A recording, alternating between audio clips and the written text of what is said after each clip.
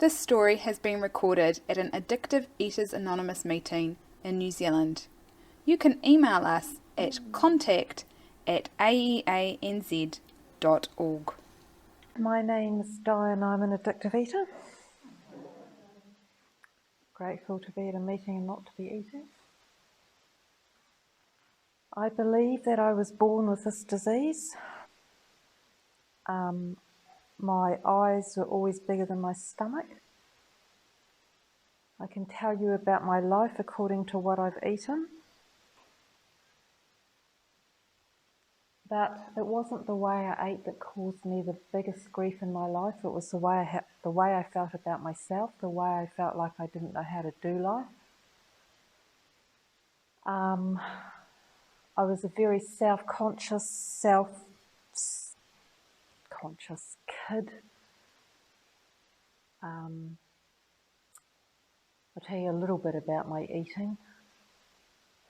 What was my eating like? Well, in my family, you had to put your hand up. When we were all old enough to help with the dishes, you had to put your hand up whether you wanted to scrape, wash or dry, and I always wanted to scrape because it meant I got to because I could pick. I could get to the leftover food and pick away. When my father told me I was on my third plate of ice cream and my father told me it was disgusting, I didn't disagree. I absolutely agreed, but I knew that I wasn't going to not be able to do that. I might be able to resist doing it tomorrow night and maybe even the night after, but definitely by the night after that, I'm definitely just doing the same old thing because I can't stop myself. And tried to make the experience even more exquisite, by hoping that the silver top milk in the glass milk bottles hadn't been opened because the silver top had cream on the top. And I would hope that I would get to one of those and I'd pour the cream on the ice cream to make it even more exquisite.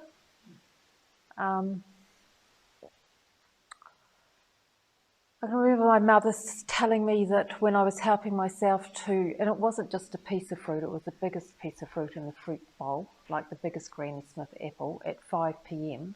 She would tell me that I wouldn't be hungry for dinner, and I agreed. But it didn't mean I wasn't going to have it. If I had to have it, I had to have it, and I had to have it. I wasn't someone who put on a lot of weight as a result of this disease. I've only been a little bit overweight a couple of times in my life. But I definitely had stretch marks and my stomach stuck out, which was a great source of shame, particularly most summers when I wanted to wear a bikini.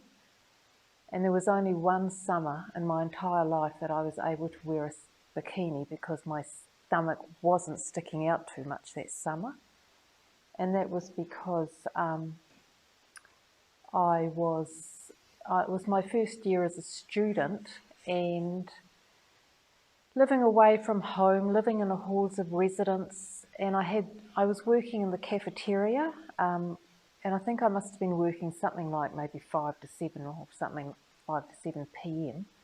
But I basically had breakfast and another meal at 4 o'clock in the afternoon. So I was only having 2 meals, and they weren't just 2 meals. I was obviously on a healthy spin. So that particular summer, yes, my stomach did not stick out. Great joy.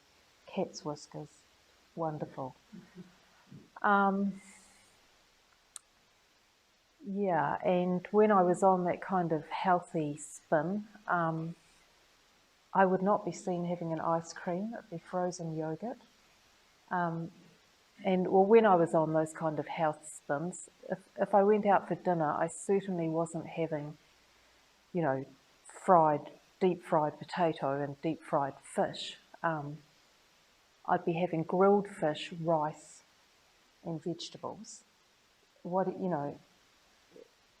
Just absolutely the healthiest.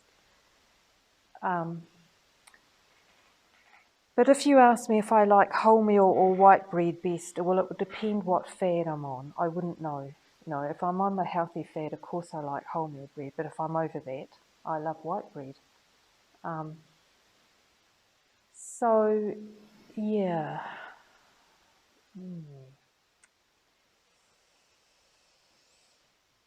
So, but as I said, it wasn't really the way I ate that caused me the biggest grief. It was the way I felt about myself and the way I felt like I didn't fit in and I didn't know how to do life, and I certainly didn't know how to do relationships, and I couldn't afford for anyone to get close enough to me because then they'd find out what I was really like. But you wouldn't have known how I felt on the inside. Well, I had to present a lot better than how I felt. I had to present well. I presented well. I was confident, miscompetent, opinionated, and miss independent career woman. That's who I was. That's who I became. And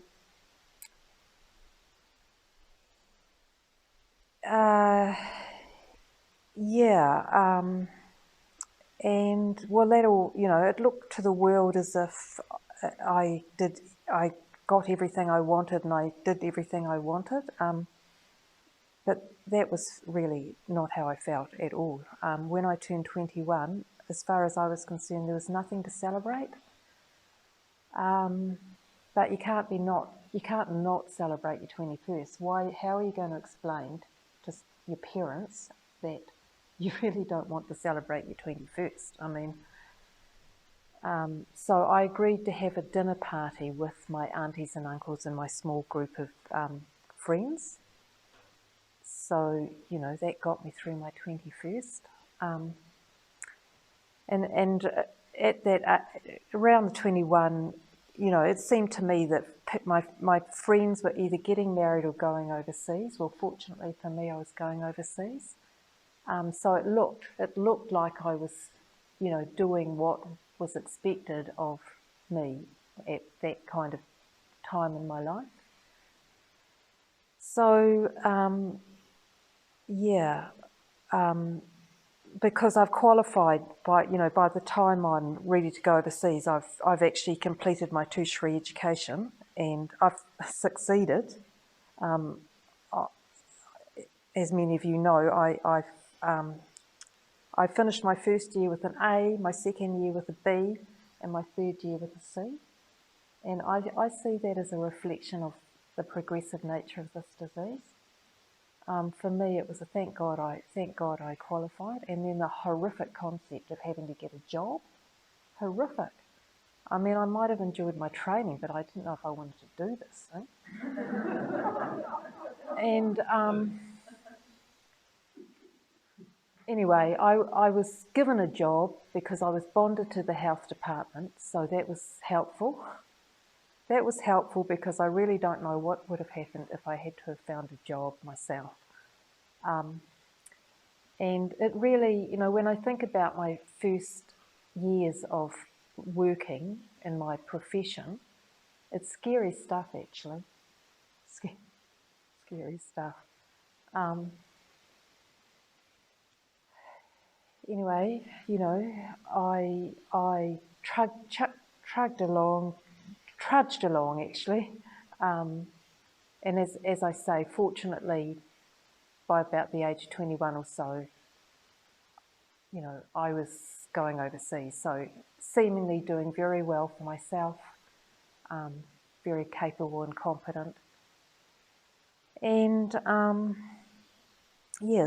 the disease progressed in me such that when I was living overseas, I started to experience anxiety. I sort of had this period of spending most of Sunday feeling really anxious about going to work on Monday, which was really horrible, really horrible. But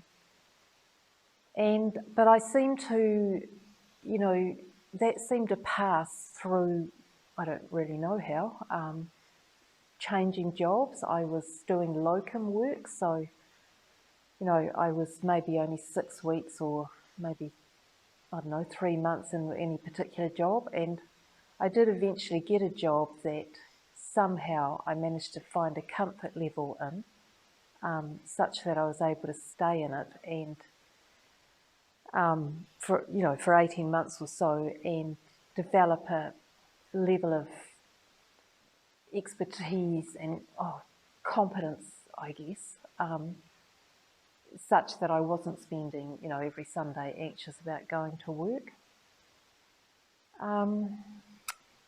So I spent 4.5 years living out of New Zealand, in London based, and eventually I decided I better come back to New Zealand, because if I didn't come back to New Zealand at that point, I may never come back, was the way I thought. And I don't remember having an argument. I don't think I had an argument with the boss, but I was annoyed about something at work, so it seemed like a good idea to leave the country and come back to New Zealand. But I thought I was coming home, but when I came back to New Zealand, it didn't feel like home. It really didn't. And I came back to New Zealand with all sorts of expectations about how my life was going to develop. I was going to pursue my career and be, up the career ladder, and even, become a more experienced expert in the field. And I'd stay in New Zealand for 5 years, and then I'd go over to America and develop my expertise. But what actually happened was I had a nervous breakdown. So,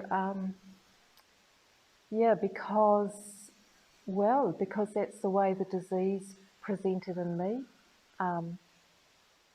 I did actually go back to the hospital that I had been working at before I left the country, and it was just horrendous.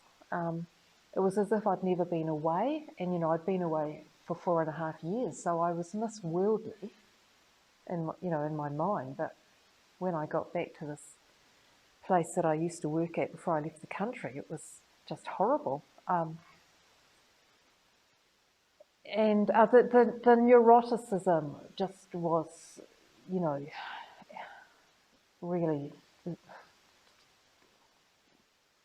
really took over.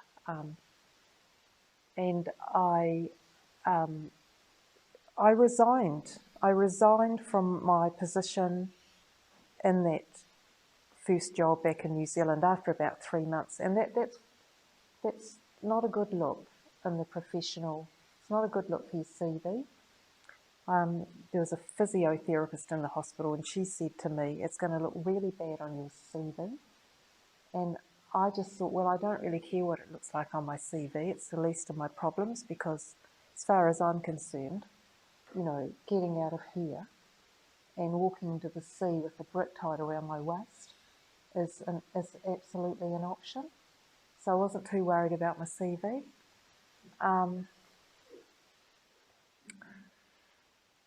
Yes, so get out, that's what I did. I packed my bags, drove home to my parents. Now I am 25, 26, 4.5 years doing a big OE in London. It's humiliating. And also it's absolutely despair. I mean, what am I doing? Things are not good at my parents' place. My father's having a breakdown, I'm having a breakdown. I was encouraged to come and start a new life in the South Island, in Christchurch in the South Island, and I didn't have a better idea. So, my mate said to me, "Come and start a new life down in Christchurch," which is what happened. And the disease just progressed in me. I really wasn't employable for the next 7 or 8 years. I might have had a short stint. But I tried to, work out what the heck was wrong with me.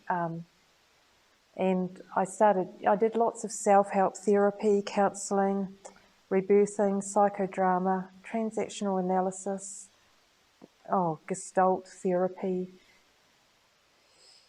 whatever, to try and work out what the heck was going on, such that I was not able to, I was unemployable. I went to university as an adult student for a year. That was good. I enjoyed that year. My friends thought I'd found a new niche. But so as you can tell, it wasn't my eating or any other substance that was the biggest problem. It was this unmanageability, the second half of step one. And well, I eventually basically had another little breakdown and admitted myself to a psychiatric hospital, which is, I'd always thought I was going to end up in a psych ward one day. So,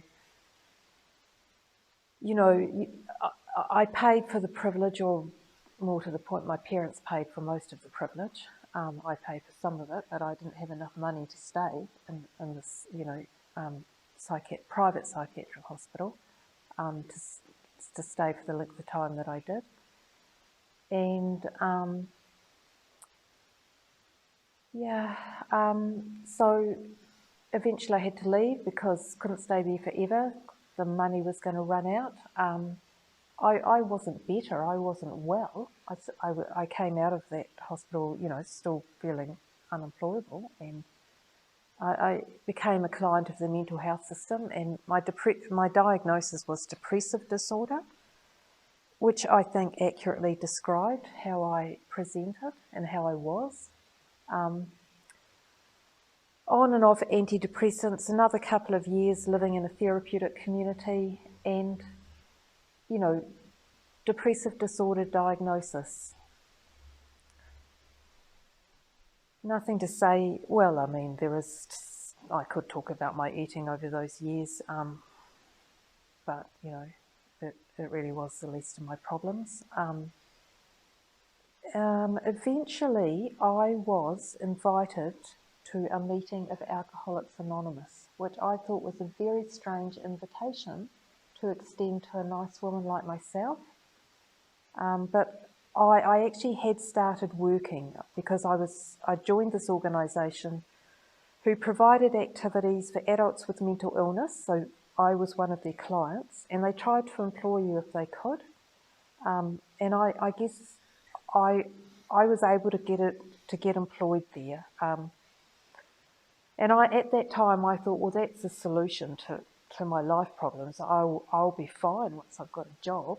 I'll join a tennis club on the weekends and everything will be all right because I'll have something to do on the weekends. I'll have work to do during the week and something to do on the weekend.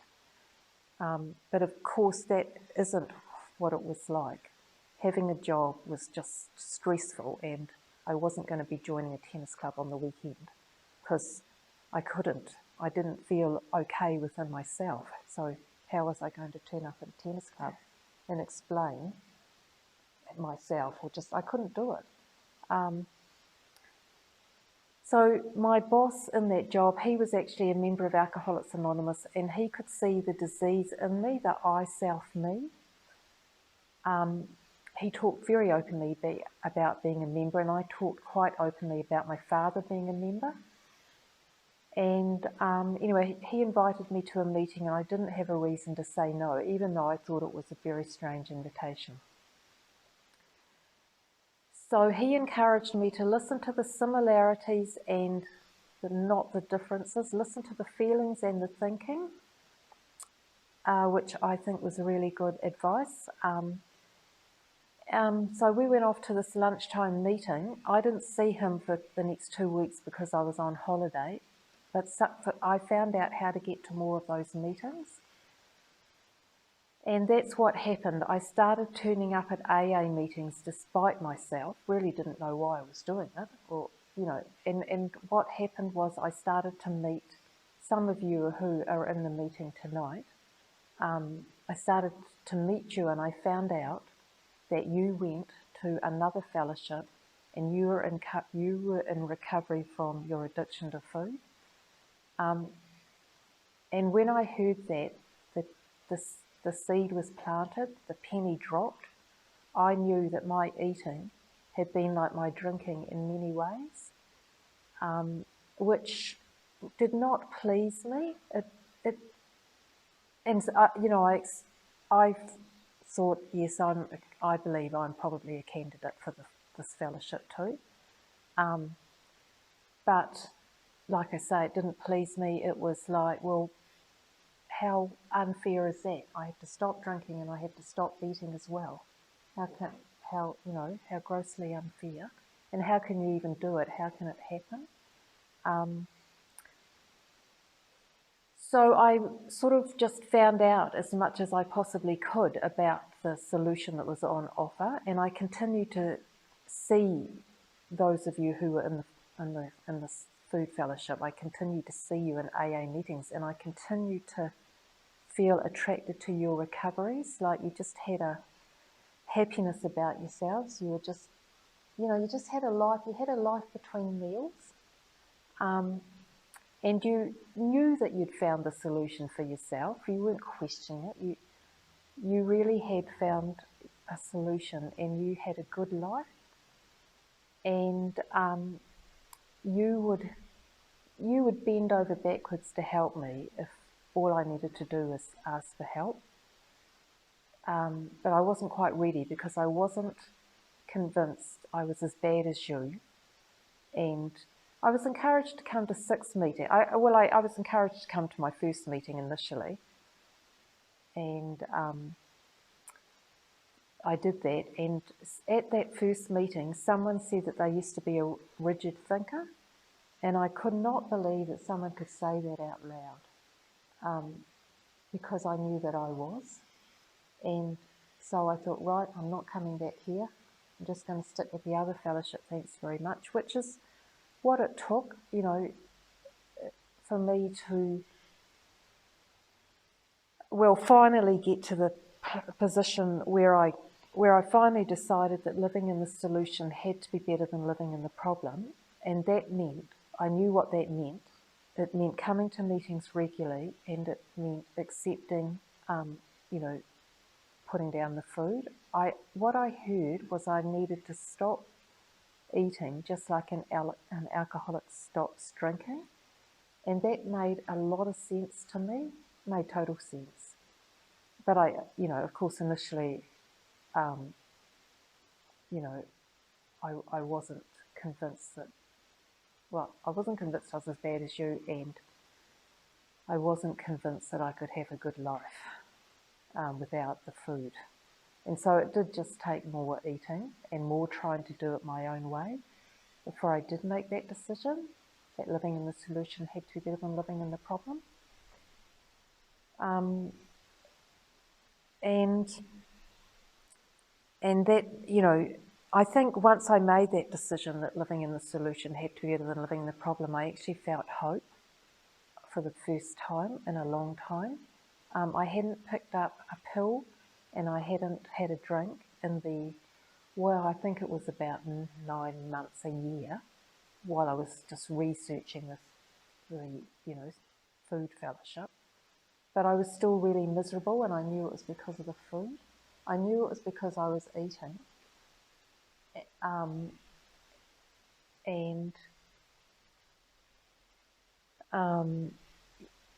just wasn't quite ready to do what you guys did, do what you people did. But yeah, as I say, that's what it took. That's what it took. More eating, more trying to do it my way. And so eventually I did make that decision. What I didn't talk about was that I was only going to try it for as long as it took to prove it didn't work for me. Because then in my insane thinking was that I'd be free to get on with doing what I wanted when I wanted, eating what I wanted when I wanted, and running my own life. But fortunately there was a sane voice there that said, well, Di, that's what you've been doing for 37 years. You have been eating what you want when you want and running your own life. So fortunately the sane voice said, well, that doesn't work for you, Di. And when my sponsor suggests that I get off the fence and close the back door, much to my amazement, I thought, well, that sounds like a really good idea, because I would have thought that my reaction to her saying that to me would have been, how dare you speak to me like that? But it wasn't. It was, that sounds like a really good idea. So that is what has happened. I have never stopped coming. I would like to, again, the way the disease presented in me was, I had quite a bad attitude, but I heard in the rooms that you just put your bum on a seat, don't pick up the first one, get to meetings, try and help someone else. And initially I thought, well, how can I help someone else? I mean, I have been told that I am a misery guts, and I do not disagree with that. So how can I possibly help someone else? But I found out ways. Ways were suggested. I mean, just walking down the street and smiling at someone, is helping someone else. I loved a lot of the recovery talk that I heard in my early recovery, and I mean, a lot of it was in AA as well as, this fellowship. Along the lines of don't go upstairs alone, the head's a bad neighbourhood, the head's a committee meeting. It's full of the debating society, and I identified. It's full of stinking thinking. I identified with that kind of talk because that really described what my head was like. I could never make a decision because the debating society was so strong. And I absolutely loved that don't go upstairs alone. I mean, it's a bad neighbourhood. Anyway, the don't pick up the first one, try and help someone else. Random acts of kindness, do something nice for somebody and don't make sure nobody finds out that it was you. Be the first one when you get to work to say hello to your workmates. Just simple little things like that. Actions that I could take. Act my way into better living. I heard that I couldn't think my way into better living, but I could act my way into better living. And so it was incredible freedom to hear it was an action program, because I could take actions. I didn't need to agree with them. I heard, because the understanding would come after. And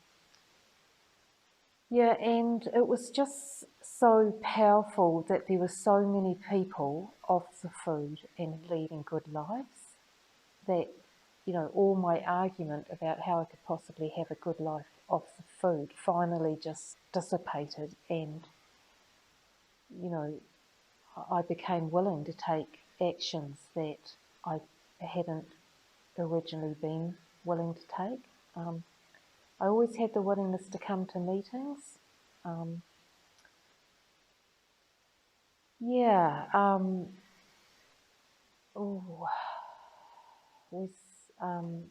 basically threw myself into the program after that, suggestion that my sponsor made. Get off the fence and close the back door. I just threw myself. I listened to a lot of recordings in early recovery, because, better to be listening to recovery than listening to my own head. I was, my sponsor took me through the steps. I actually had no idea how I'd hurt anyone. And it was only through sitting in meetings that I got any real sense of the kinds of harm I'd done. Because, I was a nice woman in my mind, And I mean, most of the harms I had done were around how I spoke to people, and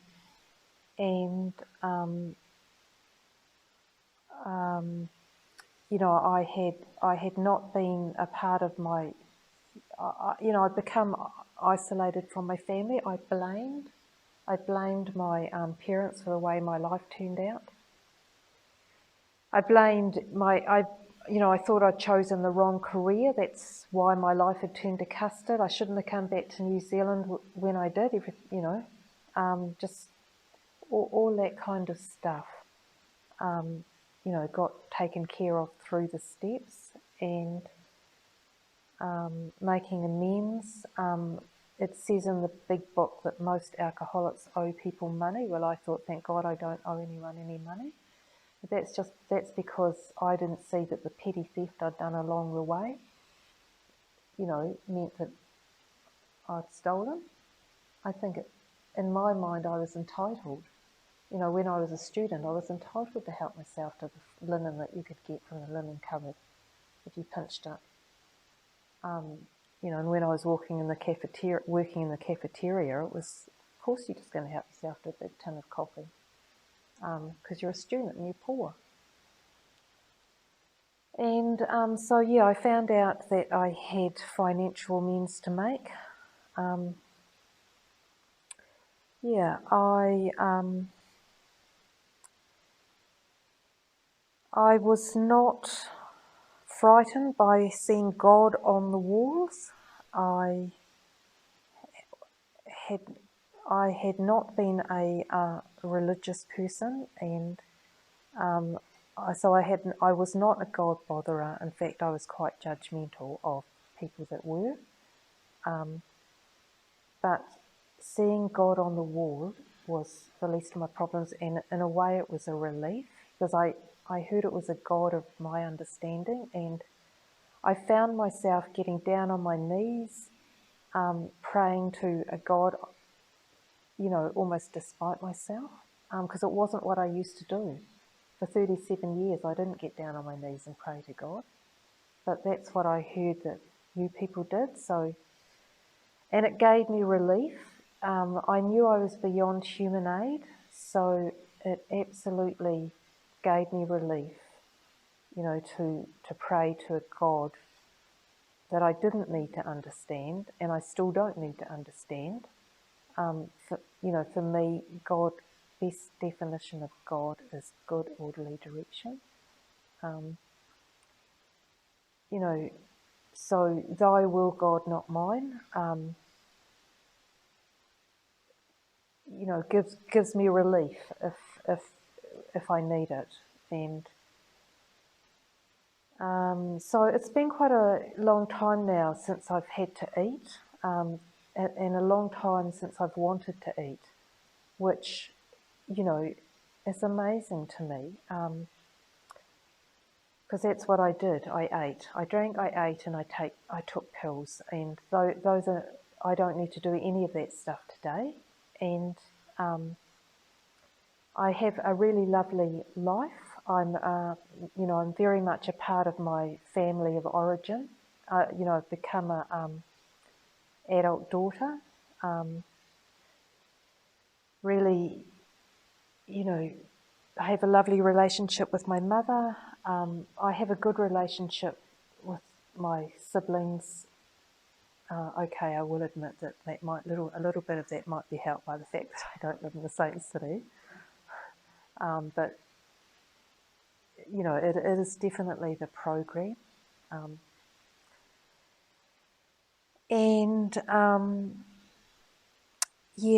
I want to talk a little bit before I do stop talking. I do want to talk a little bit about what it's like today.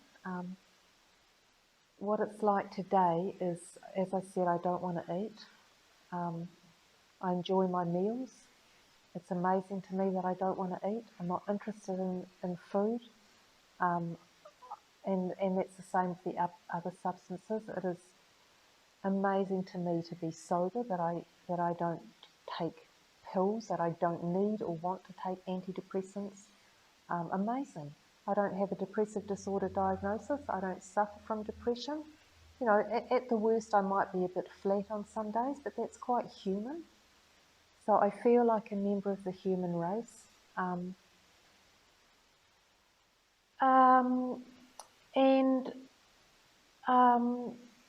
in regards to going to work every day, that's what I do.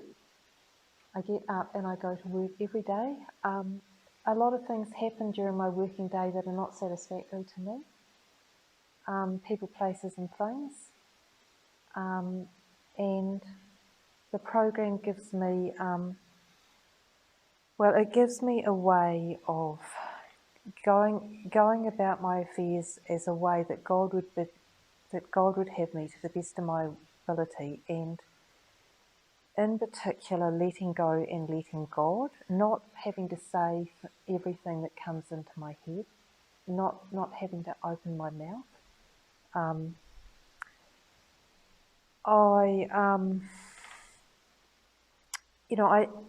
not wanting to blow my own trumpet, but I think that I am I think I'm reasonably well respected in my role, by most people.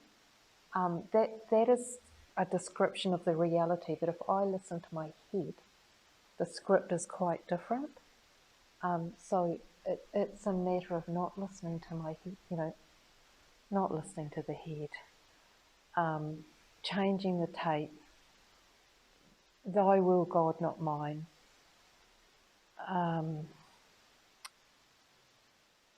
Letting go and letting God one day at a time. Just, being grateful. Grateful that I've got a design for living, and that, God willing, I can try and be an example of recovery, and, carry the message to other people. It's absolutely miraculous that I have the life I have today, and I wish that for everyone that's got this disease. And I'm going to keep coming because I hear that it gets better, and I know what it is. It for me is inner turmoil. My ability to live within my own skin will continue to get better. Thanks for asking me to share.